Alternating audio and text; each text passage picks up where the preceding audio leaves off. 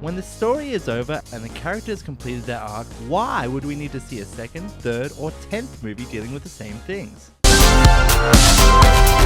Sequels. Most of the time, it's pretty much the same movie over again. But crappier and in a new location. But once in a while, not only is the sequel great, but better than the original. This week, we come face to face to decide which is the best sequel of all time on... It's a makeup with the best! It's kind of like UFC, but not. Hey, I'm Vorn, and this is Film Dispute. Today my guest is Martin. Hello, my name's Martin E. Wills. I'm an artist, I'm a painter.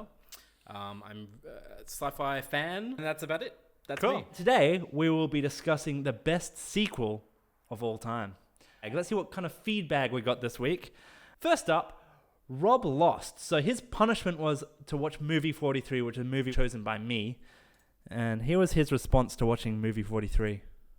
Hey Vaughn, thanks for letting me watch movie 43. Fuck you. An acceptable response because it is a horrible movie. So let's go into comments. We have a comment from Gliding Biscuits. You aren't a faggot. So we had last week someone saying we are a faggots and now we're not. And it got 3 more likes. So take that, El Dossi. The people have spoken. Then we had a reply from Michael who said aren't. And it's not correct. That's not a correction. That's not a word. That's the caliber of fans we have on the show, trying to correct people incorrectly. Also, in the comments we had, Sarah, I've never made it through either film without falling into an REM stage of sleep. Voting for Rob purely for the fact that I didn't like Vaughn's piss-poor attitude. Thanks, Sarah. Maybe you should call up the narcolepsy hotline, because you obviously have an issue if you can't watch a whole movie without falling asleep. Tom said 3 words, Batman Returns. Another great indication of the kind of fans we have and the intellect of what we've got going on here. Oh, we got a phone call from Anonymous. You're both wrong. More quality feedback on the Film Dispute show. Let's see who won. So last week we had the best Batman of all time. Scroll down here. Batman Begins wins 28 votes to 23. A little closer than last time. But I don't know what went wrong. What did you vote? Well, yes, I did. I voted for Rob. Why? Okay, can you? I really don't get it. I thought it was an easy win. Maybe I came across a bit attacky or a bit smug. Rob's very pretty, so the vote had to go somewhere. It's a close thing. Heath Ledger's pretty great, but you're annoying. So yeah. Rob got the vote. So. I think the issue is if you saw the feedback that we got, fans aren't very intelligent. Just didn't know what was going on. Probably voted for the wrong thing. So I lose this week. So here's my punishment for losing last week. Hi Vaughn. So for losing last week's battle of the best Batmans and proving that Batman Begins is the best Batman film, your punishment is to watch S. Darko, the amazingly shit 0% on Rotten Tomatoes sequel to Donnie Darko. Enjoy. Thanks, Rob. So this week we're going for the best sequel of all time. What have you chosen as your best sequel of all time? I have chosen Aliens. I have chosen Terminator 2, James Cameron's other epic. Jake Cameron's other epic. Okay, yes. And I just want to start off by saying that I'm woefully over-prepared for this. Okay. I have 176 slides. So hello, my name's Martin E. Wills. And I'll be voting for the affirmative that Aliens is pretty good. Better than Terminator 2. So Aliens. The sequel to the film Alien, if you weren't aware, it is a sequel. You know it's a sequel because it has the word S after it, indicating that it is a plural, as in there's more than one alien, which in the first film there was one alien, and there's now more than one film. Clever title, Aliens is better. Let's talk about the first Alien film, released in 1979, directed by Ridley Scott, won an Academy Award for visual effects. It's been selected for preservation in the National Film Registry in the US, considered the 7th best science fiction film of all time by the American Film Institute, launched the film career of Sigourney Weaver, and introduced H.R. Geiger's art to the world, his fucked up art, and spawned a vast franchise of films, none of which starred Claire Danes. Pictured here. Basically, Alien is an incredible film, but onto Aliens. commonly known as Alien 2. Budget of $18 million, which was roughly about 4 times more than its original film. James Cameron's second film. James Cameron had to deal with a bit of studio distrust. It was only greenlit after seeing the success of the Terminator. I think that's a point to me. His first assistant director undermined his ideas for shots. He was eventually fired, caused an uproar in the crew. So he basically had to quell a mutiny to get the film made. He also spent 70 days perfecting the pulse rifle sound, which is really tricky because it was only a 75-day shoot. Okay, so that's a lie. So the film itself. I hope we've got a reaction shot that we can zoom into on your face. But in the film, incredible performances from an exceptional ensemble cast. Now, here they are. We've got Bill Paxton here. We've got Michael Biehn. We've got Lance Henriksen, Paul Reiser, Sigourney Weaver, some other people. And something I didn't realize was that John Connor's adoptive mother in Terminator 2 plays aggressive Latino lady. What? They're the same person. It's been 20 years. I did not know. What? Did you know that? No. I had no idea. She went to a tanning booth or something. It is a film which, as we agreed earlier, defines the genre. How does this work? Shut up, it's cool. Interesting character arcs in this film. We start off with Ripley being a post-traumatic stress victim. She starts off like this, and she goes to being a functional member of a crew. She becomes an adoptive mother when she finds Newt. It's got a lot to do with the fact that she lost her own daughter in hypersleep, blah, blah, blah. She becomes a respected military leader. She sacrifices herself to save her newly adoptive child. She encounters the gigantic force of evil, and then she becomes this. So she goes from this to this. That's pretty cool. What do you think about that one? That's a good arc, but I'll leave my comments to that arc. So you do agree it's a pretty good arc? Good, not great. Interesting. So we've got some quotable dialogue in this film. Here's one particular excellent quote. Here's another one. Pretty good for a human. Pretty good for a human. Blah, blah, blah. Got another one from Newt here. So quotable. Check those corners. This beautiful piece of dialogue from Newt. She's an amazing actress. And the most quoted line from the film. Yeah, and this one. They mostly come at night during most nights. Aliens tells a distinctly different story to its predecessor. Alien, we've got space truckers investigate a strange ship and they all die except Ripley. And Aliens has this story, which is obviously different. You can look at that later. I disagree wholeheartedly on that. There's some other themes here. It also has some very cool shoes. Is that it? Terminator 2. Practice makes perfect. Sarah Connor. This is my major reason why I love this film. I think this is my favorite film character of all time, of everything. Like, not favorite film, like female film, like favorite film character. She starts as your average iguana holding lady in Terminator 1, and then the transformation she makes to this motherfucking badass. And that's why I think this movie does it a bit better than Alien. The effects of the last movie, the effects of everything that happened in between that time has completely transformed her into a totally new person. Okay, so the reason that I would probably not agree with that is that we don't see any of this happen on screen. We go from Sarah Connor in the first film, a waitress, to this. Yeah. We actually don't see the transformation on screen. Waitress and iguana holder. And iguana holder. Because I love this character as well, but why don't we see that?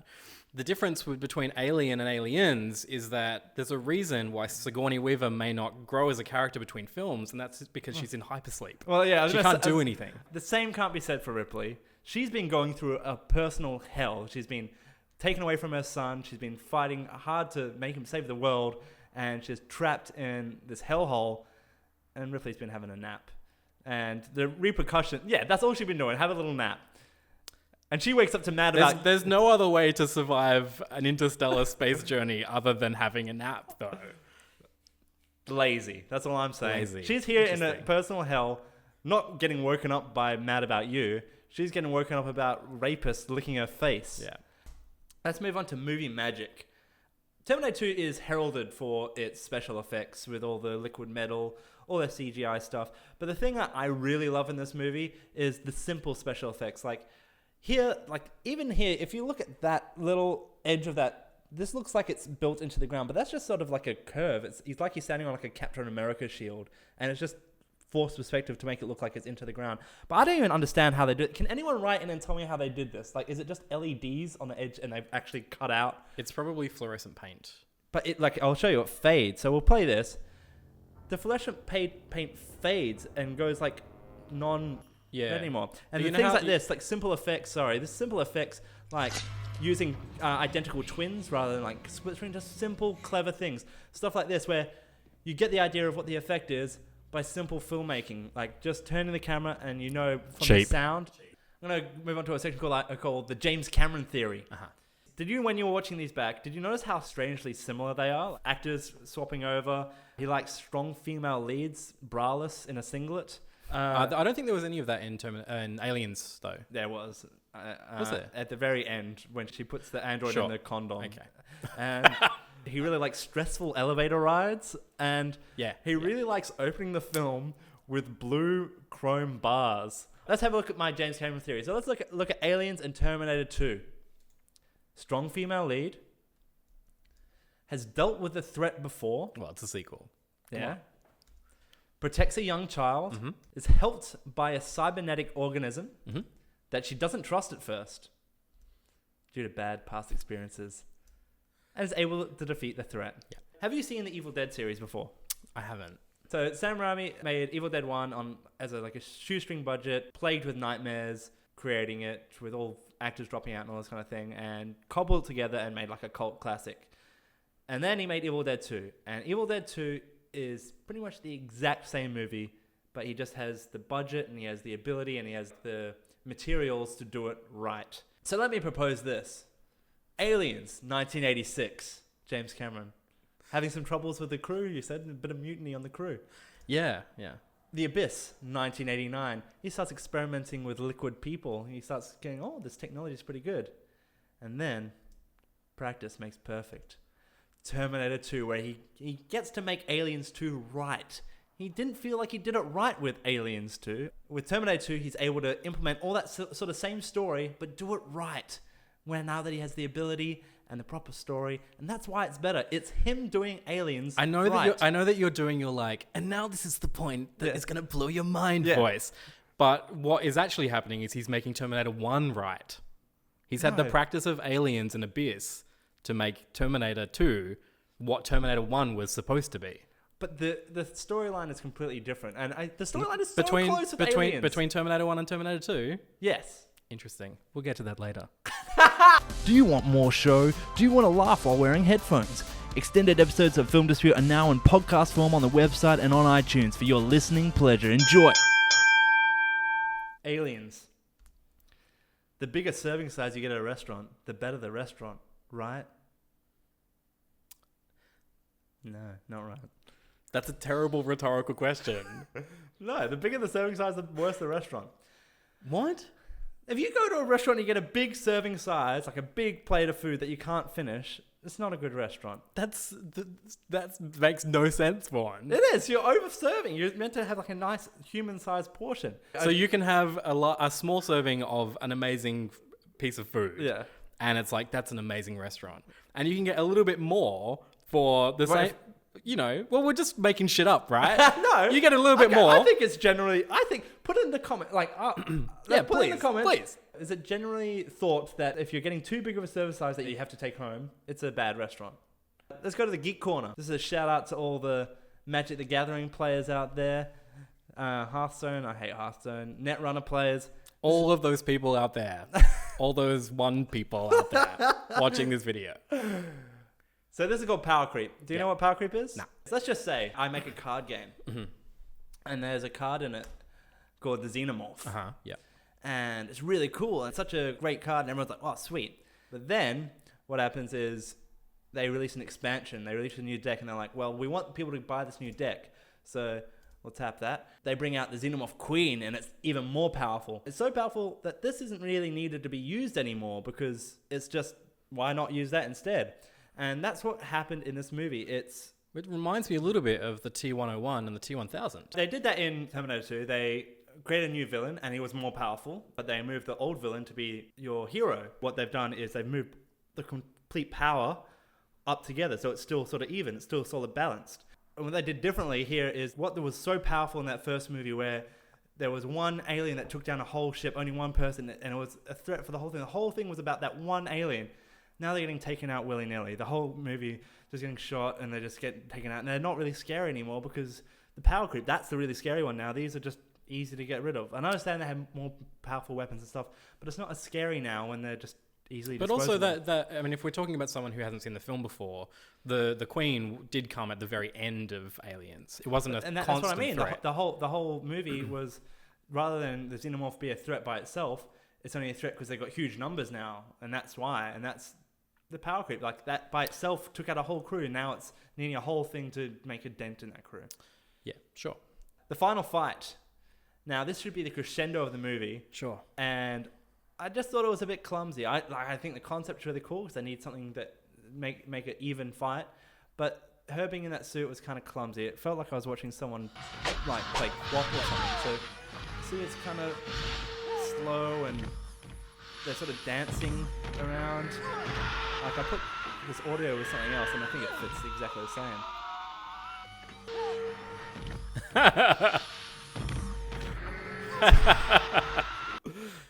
That's what I thought of the last fight. The idea of sequels. So what is really different between the first and second Alien movies? I think it's pretty much the same story, just with more aliens. So it's like chuck in more aliens. Like, they like the alien. Why don't we give them more of it? Interesting. What does Ripley learn? She learns that not all Bukaki men are evil. And then she also learns that a cat can outact a young child. I reckon the real question here, and this is my main point, the real question is not is Aliens better than Terminator 2? Because I think... It's obvious it is, yeah. I think the real question is, Aliens, is it even better than Alien? And I don't think it is. I think Alien... I really like how Alien's a horror movie and Aliens is an action movie, but I think the material itself fits better for a horror movie, and I think Alien is a better movie. And I don't know how you could say the best sequel ever is not even better than the original, when I feel that Terminator 2 is leagues ahead of Terminator 1. That's a really odd way to make your point. So Aliens is an exceptional film, okay, thanks. And that's my presentation. So look, I've made a handy scoring chart for us. We'll say that the stronger predecessor belongs to Aliens. Alien 1 is a better film than the Terminator 1. I'll give you that. The most popular film of its release year, in 1986, the most popular film is Aliens. In 1991, it's The Silence of the Lambs. Aliens nominated for 7 Oscars, including Best Actress and the Best Original Score. Alien did not garner these nominations for Best Actress and so on. I think this pokes a little hole in your argument that Aliens is less good than Alien. But anyway, okay, Terminator 2. Have the Oscars ever been Terminator wrong? 2. Have the Oscars ever been wrong? They have. Yeah. They definitely have. Yeah.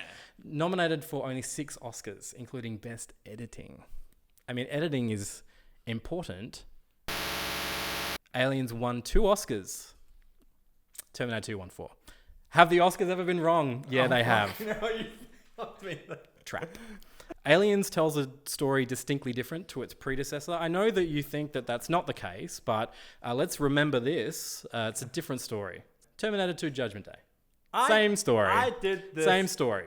Come with me if you want to live. Come with me if you want to live. Come with me if you want to live. Terminator is all about this stuff.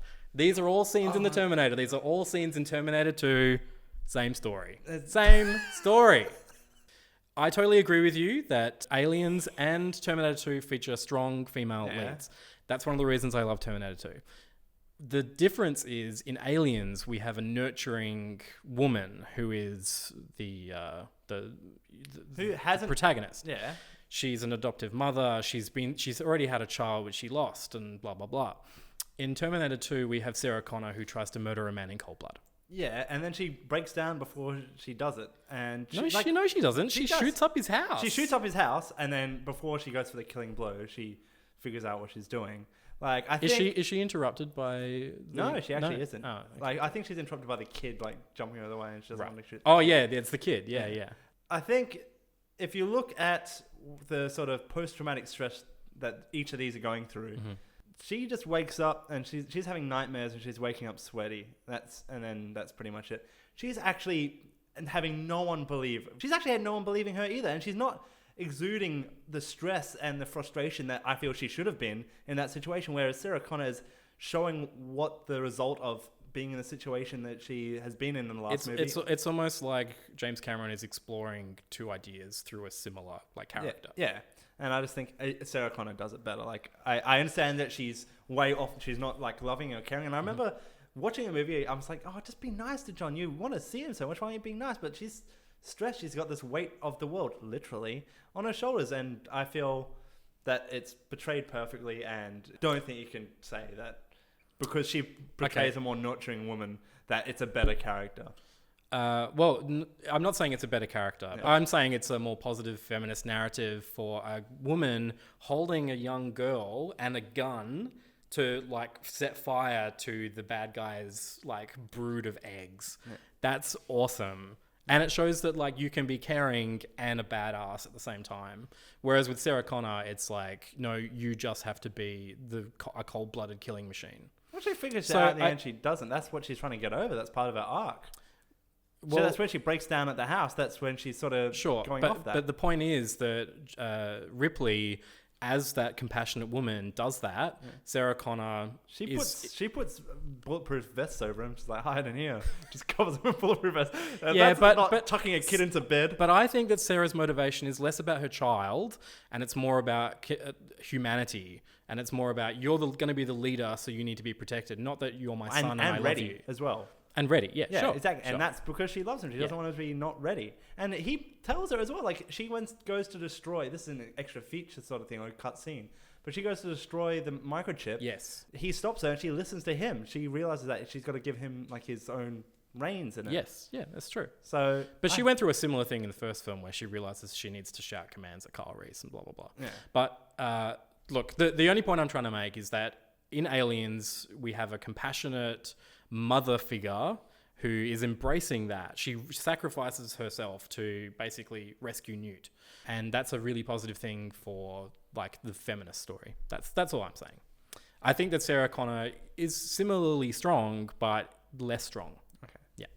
I'm glad that you agree. So basically... Fuck off. I don't agree. I'm just not going to debate you on it forever. There's also... Oh, don't talk about the bad stuntmen. There's also in Aliens... fewer terrible stuntmen. Terminator 2, in my opinion, was fucking fantastic, but it was just the original Terminator on steroids. Blow. Which makes for a great film, but not the more impressive sequel. And that's the point that I'm making. It's awesome. It's so good. But in terms of sequel, it's not as good. It's not as much an achievement that Aliens was. They go the distance. Wow. We leave it up to you now. It's all about voting. Bernie Sanders, Hillary Clinton, Donald Trump, any of them. So you go on the website www.filmwank.com. If you feel that Aliens is the better film, vote for Martin. If you feel Terminator 2, vote for me. If you think it's something different, something completely, I don't know, Mask 2, Son of Mask, give us a call on this number here. I can't remember the number. I know it ends in 69 because I chose that because I'm immature. Or send us an email to go into our feed bag or leave a comment below. And I guess we'll see you next week. Bye!